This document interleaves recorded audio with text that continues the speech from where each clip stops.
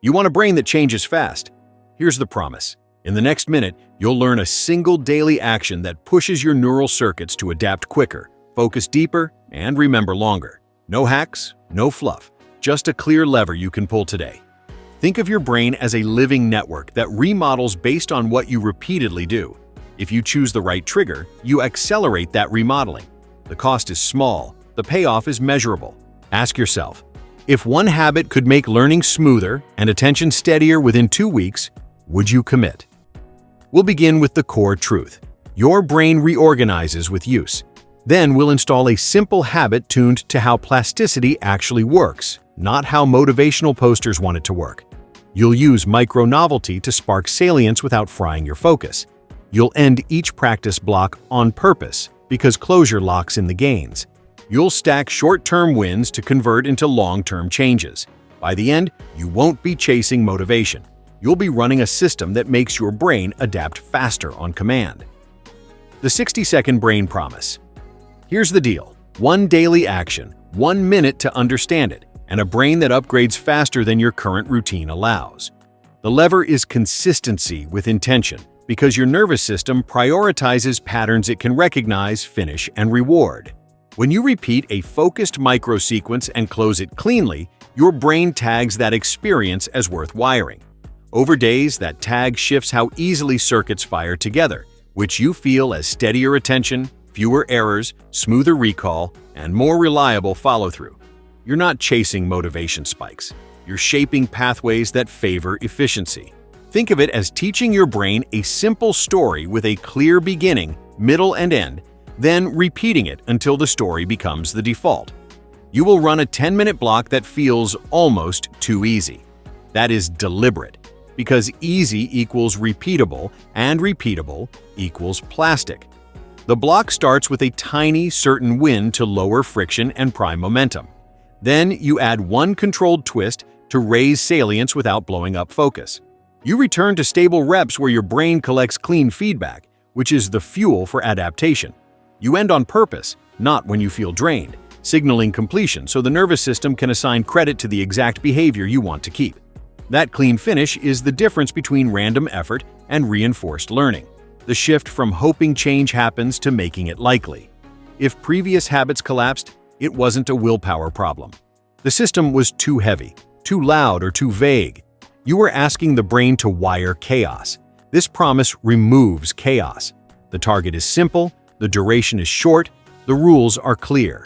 1 block a day, same window when possible, 1 novelty twist, clear stop, quick log. The outcome is measurable. Longer attention holds within 2 weeks, fewer false starts, smoother task switching, and a tangible sense that starting tomorrow is easier than it was yesterday. You'll notice it in small ways first. Reading feels less sticky. Practice sessions start faster. Errors decline sooner. These are not miracles. They are the fingerprints of a brain selecting a more efficient route. Here's how to engage it today. Pick the specific skill or task you want to improve, not a vague theme. Commit to 10 minutes, not a marathon. Start with 1 easy rep that you know you can complete even on a bad day. Insert a tiny twist that shifts context or constraint just enough to feel fresh. Return to a stable set of reps where you can count progress without guesswork. Stop at the timer, not at exhaustion. Log 1 metric, time on task, reps completed, or error rate. That metric is your breadcrumb trail back to momentum tomorrow. Keep the mood neutral to positive, because the brain encodes what it can predict and complete without threat. This is a promise you can test quickly. 2 weeks is enough to feel the glide of a smoother brain.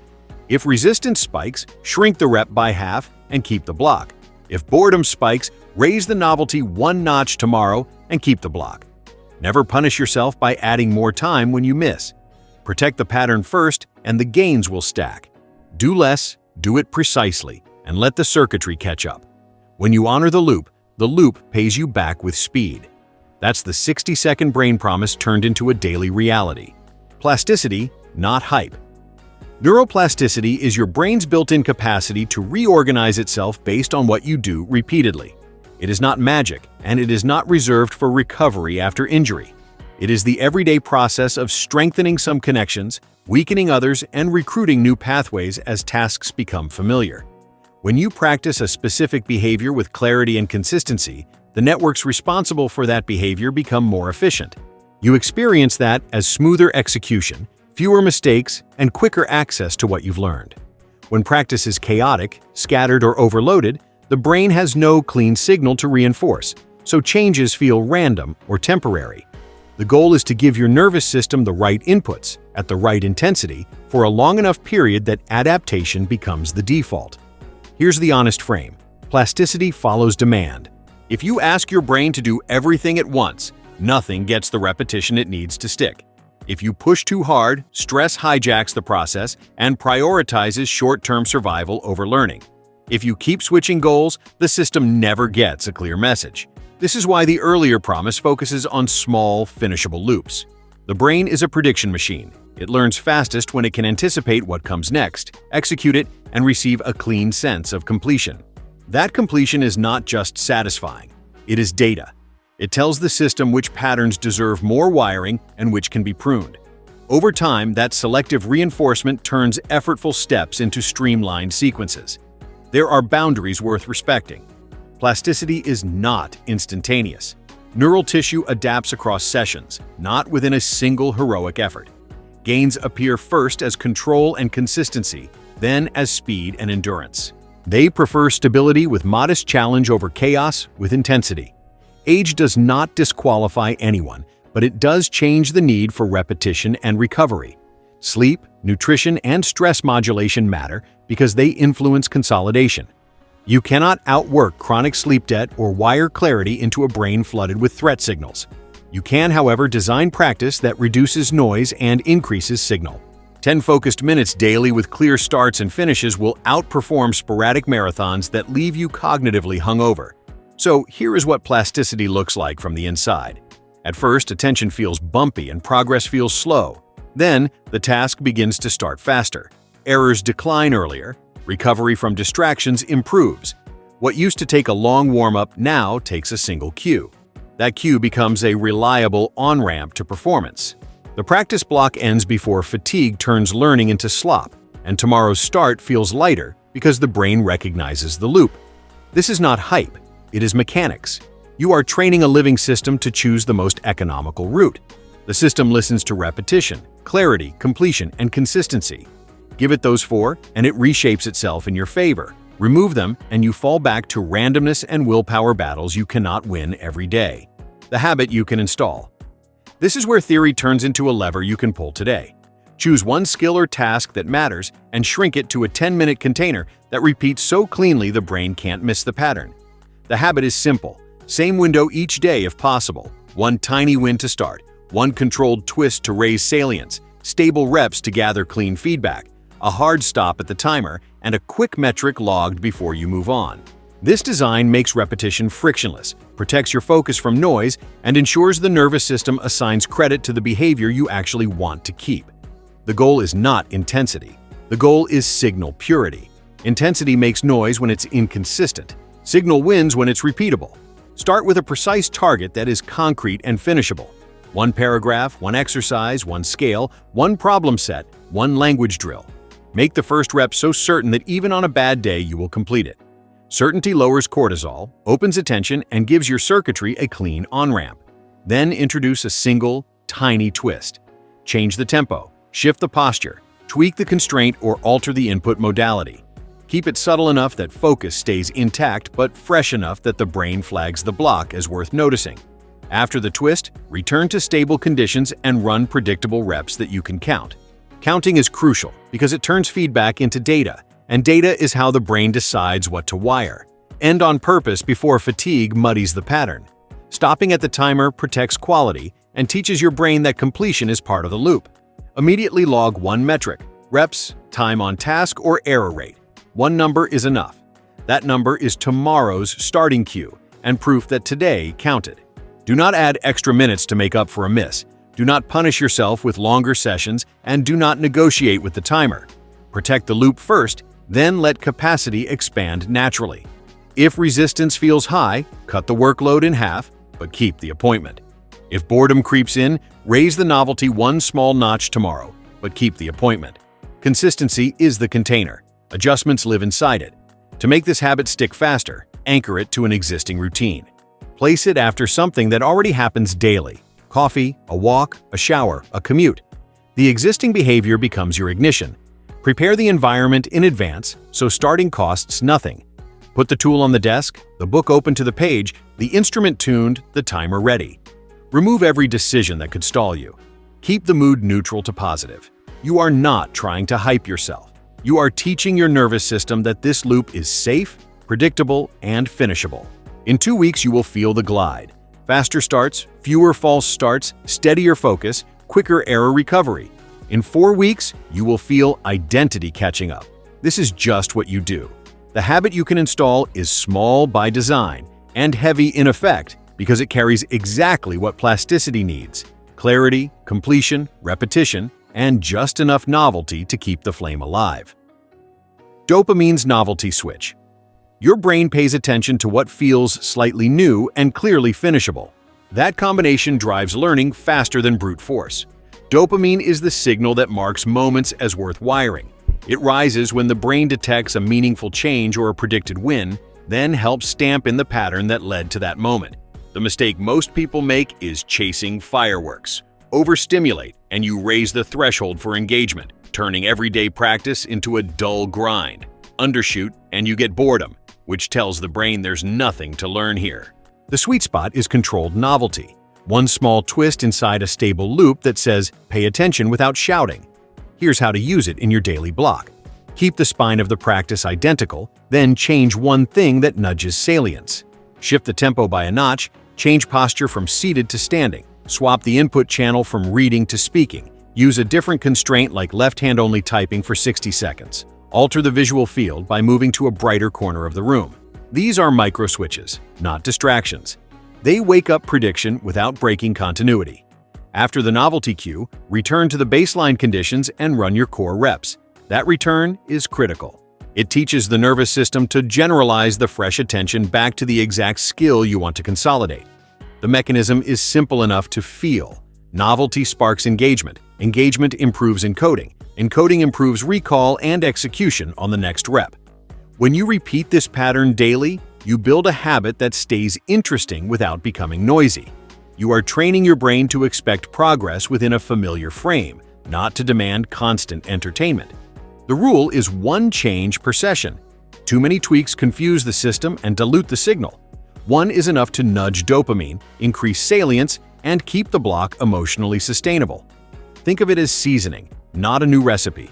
The dish stays the same, the flavor wakes up, and your brain decides this is worth wiring. You will feel the difference quickly. The first minute becomes easier to start because the twist promises a small surprise. Mid-block dips flatten out because attention gets a reset without a full context switch. End-of-block satisfaction rises because the novelty made the win feel earned, not accidental. Over 2 weeks, you'll notice a subtle identity shift. You don't dread practice because it doesn't stale out, and you don't need hype because the system supplies its own spark. Keep the novelty cues on a short menu you can rotate: tempo, context, constraint, input. Rotate 1 per day and protect the core loop. When motivation is low, choose the gentlest cue. When boredom creeps in, move 1 notch spicier. Never escalate to high arousal tricks like doom scroll breaks or loud media mid-session. Those steal attention instead of training it.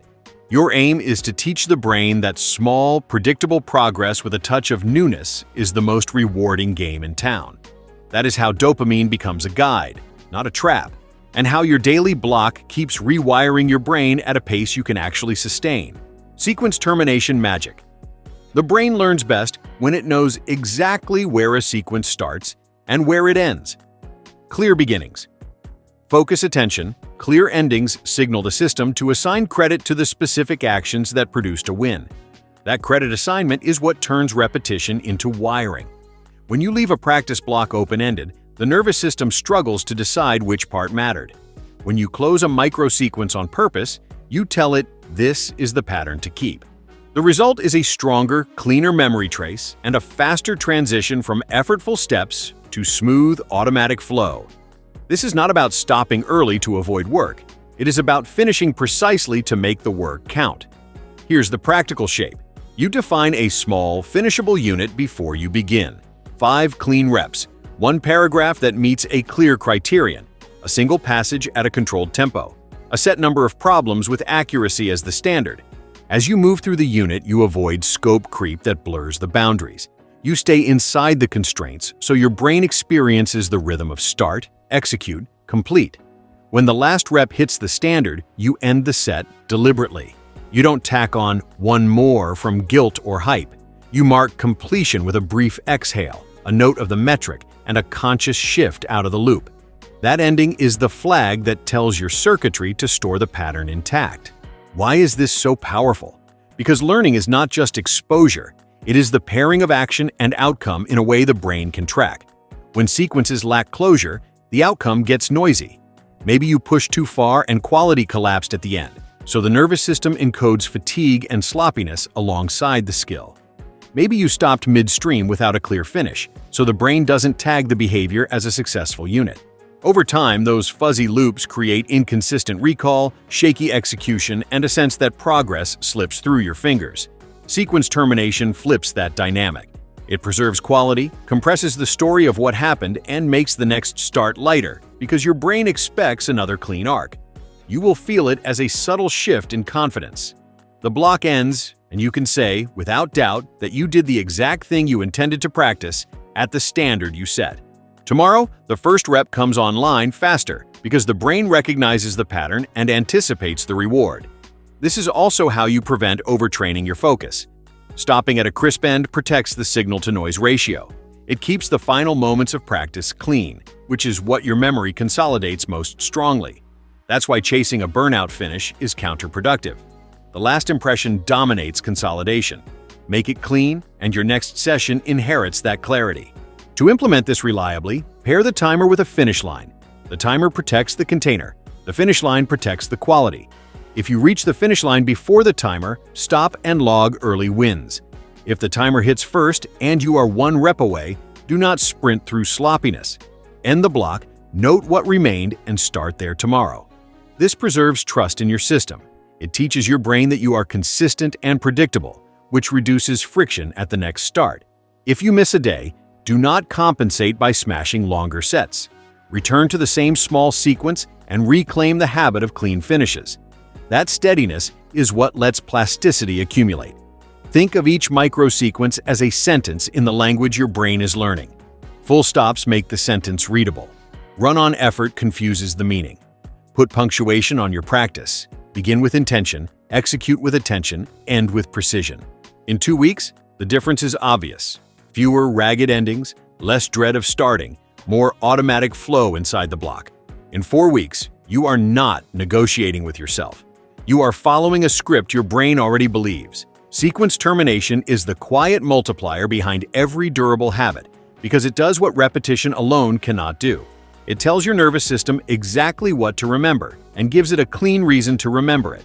Short-term meets long-term memory. Your brain runs 2 timelines when you practice, a fast track that grabs what's happening now and a slow track that decides what's worth keeping. The fast track is about working memory and short-term encoding.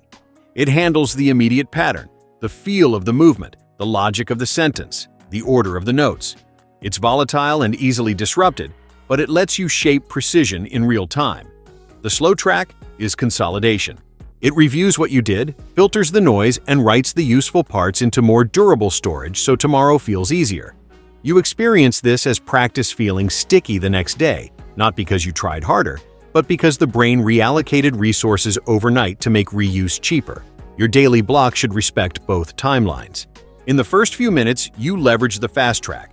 One small, certain win to stabilize attention, a tiny novelty cue to raise salience, then clean reps that your mind can track without strain. This primes the system to encode the right details: rhythm, sequence, timing, constraint. When you close the loop on purpose and stop at quality, you hand the slow track a clean package to consolidate. That finish is not a formality. It's a signal. Store this version. Sloppy endings smear the memory trace. Crisp endings sharpen it, which is why tomorrow's first rep often mirrors how yesterday's last rep felt. You are teaching your nervous system what normal should be. Cadence is the hidden lever. Short, consistent sessions beat sporadic marathons because they create a reliable handoff from fast to slow systems every day. You're not trying to exhaust the fast track. You're trying to give the slow track frequent, high-quality snapshots. Sleep then does the heavy lifting: replay, pruning, and integration. This is when the brain strengthens the pathways that matched your clear standard and trims the ones that didn't. That's why a 10-minute block can produce outsized gains if it ends clean and repeats daily. You're stacking consistent handoffs that add up to structural change. Skipping days breaks the rhythm and forces the slow track to guess what matters. Keep the rhythm and the guesses become certainty. There is a practical rule here. If today felt clumsy, end clean and trust consolidation. Do not punish yourself with extra minutes that only inject noise. If today felt smooth, still end clean and resist the urge to chase euphoria into sloppiness. Both days deserve a precise finish because both days are writing to the same long-term store. Track one simple metric to anchor the handoff: reps completed at standard, time on task, or error rate. That number tells tomorrow's fast track where to aim and tells the slow track what to strengthen. Over 2 weeks, the fast track starts each block closer to ready, and the slow track needs less effort to stabilize improvements. The sensation is unmistakable. Quicker startup, steadier mid-block flow, fewer dips, and a cleaner stop. Use rest strategically. Micro rests between small sets prevent the fast system from overheating and preserve signal quality. Macro rest overnight locks the gains. Hydration, nutrition, and stress modulation aren't slogans here. They lower noise so the slow track can write cleanly. Protect the environment during practice for the same reason. If you train amid chaotic inputs, the fast track spends its energy filtering rather than encoding. Simplify the space, control the cues, and give your brain a story it can repeat without debate.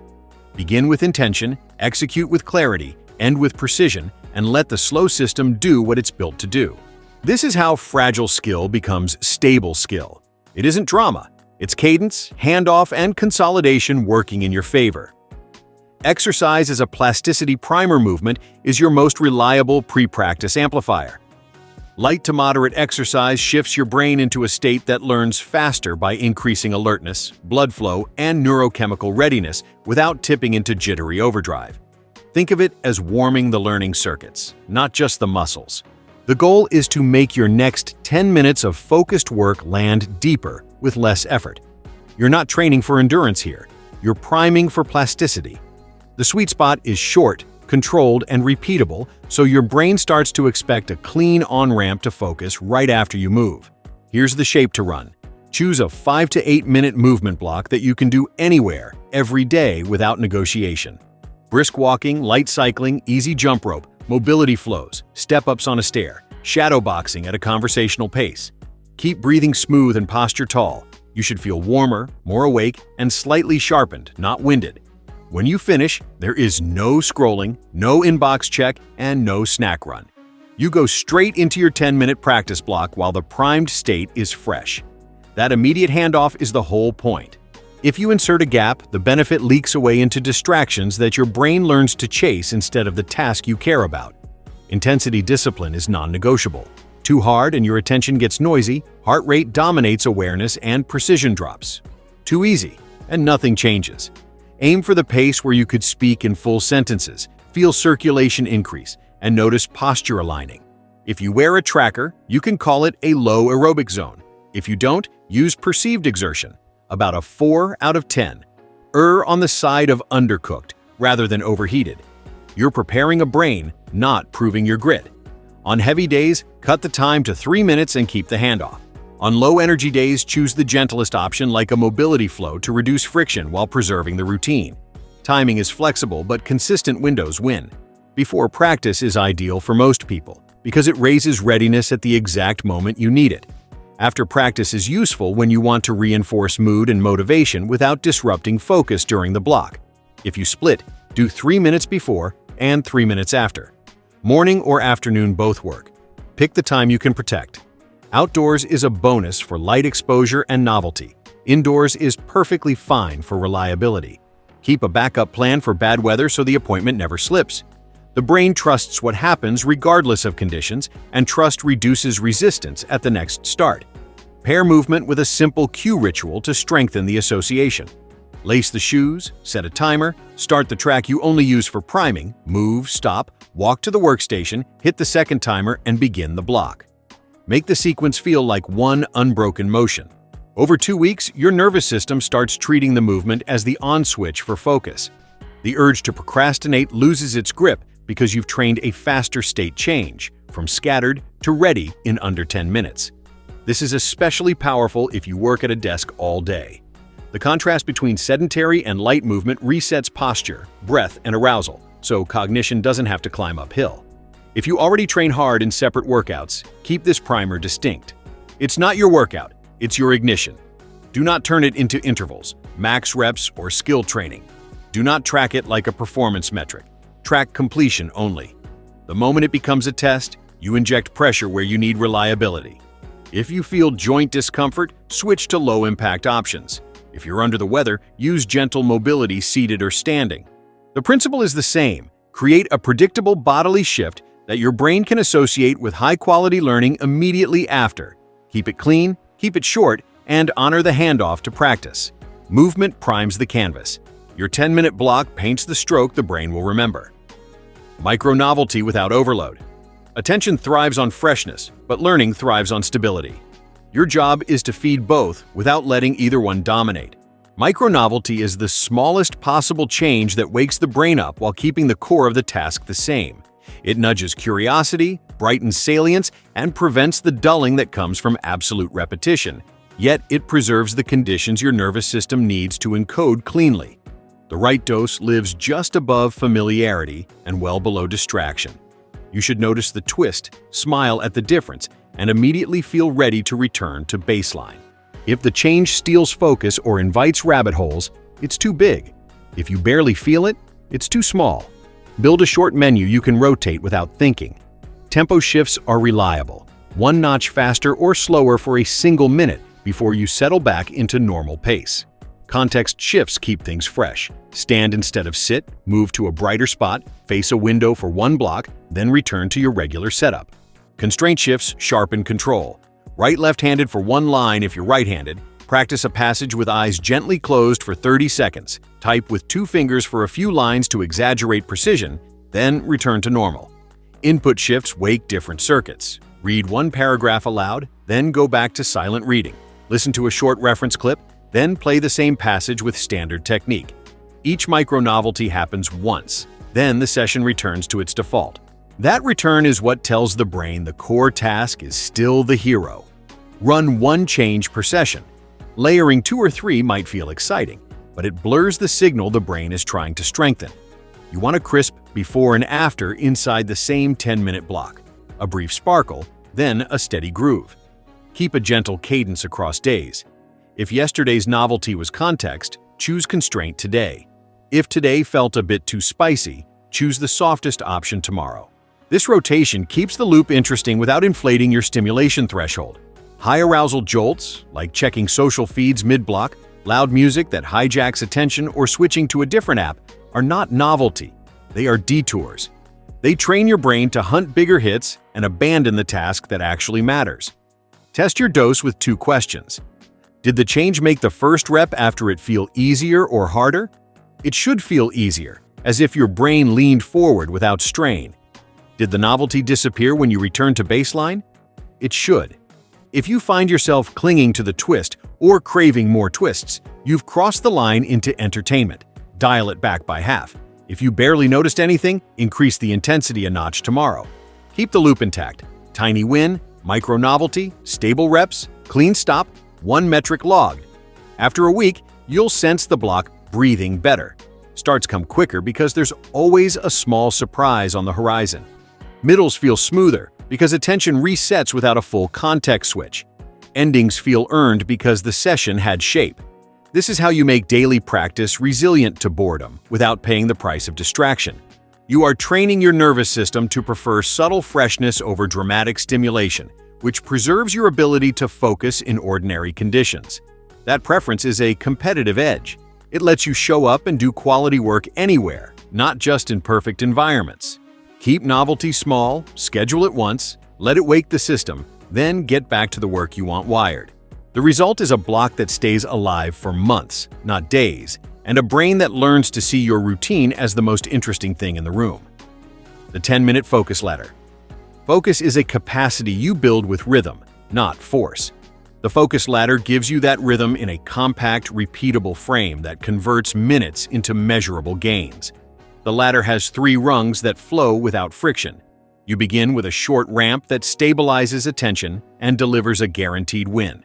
You place a single novelty cue to spark salience without derailing the task. You finish with a longer, steady stretch where your brain gathers clean feedback and strengthens exactly what you want to keep. The entire block is 10 minutes. The rules are clear. The finish is crisp. The effect compounds because the brain learns to expect the arc and cooperate with it. Start by setting your environment to quiet the noise. Put the tool or material in place, set a visible timer for 10 minutes, and remove all optional inputs. Take one steady breath to mark the start. The first rung is the on-ramp, 3 minutes of the easiest possible version of your task that still counts. One paragraph that you can write without struggle, one scale at a comfortable tempo, one set of flashcards you know you'll clear, one coding kata you've already solved. This early certainty drops resistance, stabilizes arousal, and teaches your brain that focus is safe, predictable, and productive. When the first 3 minutes complete, you will already feel momentum instead of friction. The second rung is the spark, 1 minute of micro-novelty designed to wake up prediction. Change one variable and only one. Shift tempo slightly, stand instead of sit, swap input from silent to loud, add a gentle constraint like eyes closed for a single rep. Keep it precise and contained so attention tips forward without scattering. The spark reminds your nervous system that this session matters. It prevents the mid-block slump that turns practice into background noise. When the minute ends, you immediately return to baseline conditions. That return is crucial. It binds the fresh attention to the exact behavior you want to wire rather than letting the novelty steal the spotlight. The third rung is the groove, 6 minutes of stable, countable reps at the quality standard you set before you began. Run the same pattern repeatedly so your brain can collect a string of clean examples. Count aloud or on paper if it helps, because counting converts experience into feedback, and feedback is what plasticity uses to update circuits. Keep posture steady, breathing smooth, and eyes on the task. If you feel a tug to change the rules midstream, note it and keep the groove. The aim is not to feel heroic. It is to give your brain a predictable corridor where it can improve with minimal friction. When the timer ends, stop even if you are tempted to push. Endings sculpt memory. A clean stop tells your brain to store this pattern at this quality. Log one metric the same way every day. Reps completed, time on task achieved, or errors observed. One number is enough. It becomes tomorrow's aim point and a small hit of competence that makes returning easier. If the block felt heavy, cut tomorrow's workload in half but keep the same ladder. If it felt light, resist the urge to extend time. Add difficulty inside the groove instead, a slightly higher standard with the same duration. Consistency is the container. Progress lives inside it. Run the ladder at the same daily window when possible. Predictability reduces cognitive tax at the start. If life forces a shift, protect the sequence rather than the clock. Do not merge the ladder with inbox checks, music selection marathons, or environment redesign. Those are separate tasks. Keep the ladder pure so the brain can associate the steps with a reliable state change, from scattered to engaged in under a minute, then from engaged to productive with minimal effort. After 2 weeks, you will feel the arc click into place. Starts become automatic, the middle feels surprisingly calm, and the stop arrives with a satisfying sense of completion that pulls you back tomorrow. That is the point. The ladder is not about 10 perfect minutes. It is about 10 minutes you can repeat for months, which is how plasticity pays you back with speed, accuracy, and endurance you can trust. Proof you can feel in 14 days. Change should be visible, felt, and measured, not guessed. The next 2 weeks are about stacking signals your brain cannot ignore. You will not hunt for dramatic breakthroughs. You will collect quiet proofs that accumulate into momentum. Faster starts, smoother mids, cleaner stops, and a number that moves. The rule is simple. Keep the same 10-minute block, the same finish line, and the same single metric. When you remove noise, progress stops hiding. On day 1, your job is to set a baseline you can beat with calm consistency. On day 3, you should notice a shorter warm-up. On day 7, you should notice fewer stumbles mid-block. On day 14, you should notice that starting feels routine. The groove arrives earlier, and the metric tells the same story your body feels. Here's what those proofs look like up close. Attention stamina increases, your mind wanders less, and when it does, you return faster without frustration. Error rate decreases, not to zero, but enough that you catch mistakes earlier and correct them without losing the thread. Fluency improves. Transitions between sub-steps feel less sticky, and your execution starts to flow inside the block rather than at the tail end. Retrieval strengthens. What you practiced yesterday comes back online more quickly today, as if the brain kept working after you stopped. Confidence shifts from hope to expectation. You sit down, you run the ladder, you log the number, and you trust that tomorrow will land at least as well. These are the fingerprints of a system adapting, not a mood swing pretending to be progress. Make the signal unmissable by tracking one metric the same way every day. If you write, count clean sentences at your standard. If you study, count items recalled without prompts. If you practice an instrument, count perfect reps at the chosen tempo. If you code, count passing test cases or solved subproblems. Keep the metrics small, concrete, and tied to quality, not effort. Do not chase time. 10 minutes is fixed. Chase clarity. If a day dips, resist the urge to compensate with a longer session. The ladder holds. The metric records. The next day, you return and adjust the difficulty inside the groove if needed. The pattern stays stable so the brain can attribute improvement to the right behavior.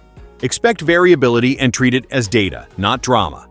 Some days will feel frictionless and others sticky. On sticky days, tighten the scope and defend a clean finish. On smooth days, maintain the finish even if you feel you could do more. This keeps consolidation sharp. Sleep, hydration, and stress will nudge results. Improve what you can without perfectionism. Consistent bedtimes, a glass of water before practice, a short walk to reset if you're frazzled. These tweaks lower noise so the nervous system can do its job. If boredom creeps in, apply a gentler micro-novelty tomorrow.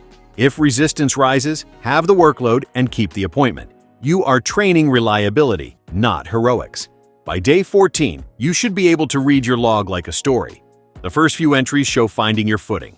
The middle entries tighten. The last entries cluster higher or steadier than the start.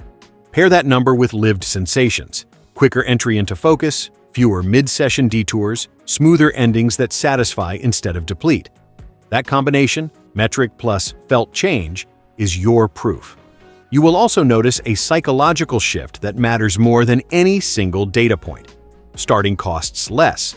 The ritual feels natural. You stop negotiating with yourself. That's the hallmark of a brain that has begun to automate the loop. If your log doesn't budge after 2 weeks, diagnose the system, not yourself. Check the basics. Is the task too vague? Narrow it. Is the novelty too loud? Soften it.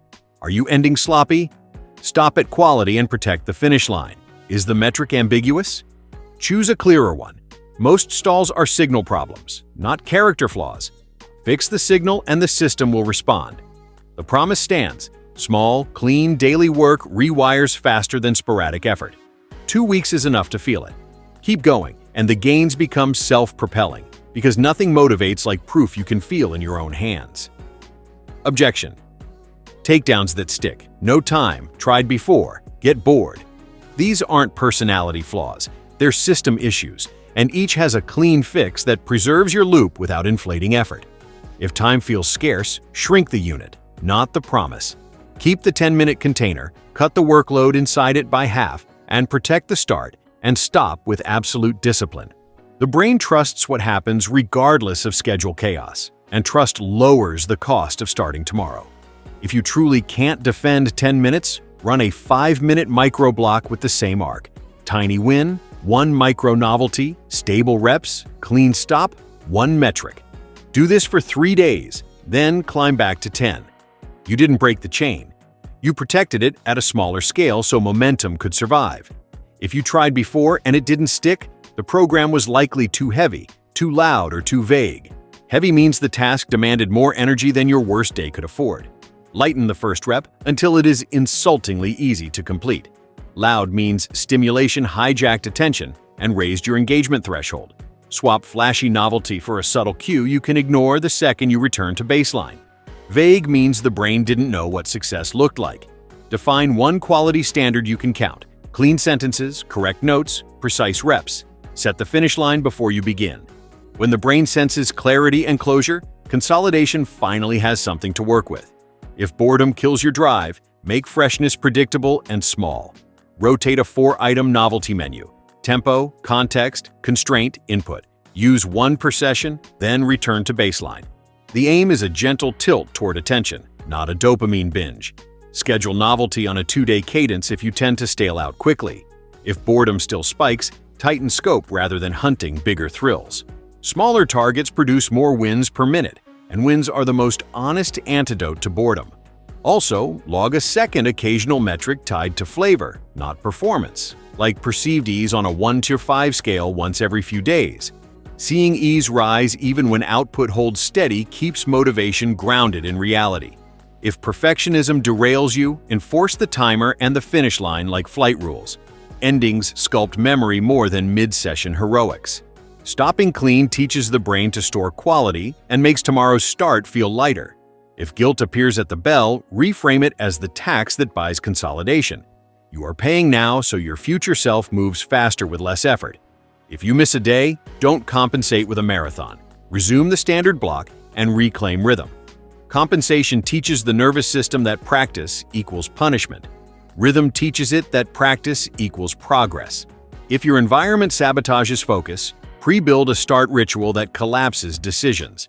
Stage the tool, open the page, set the timer, and script a single breath as ignition. Close every competing loop before you begin. Bathroom, water, phone on airplane mode out of reach. You're not proving discipline. You're removing traps so your brain can invest energy where it pays.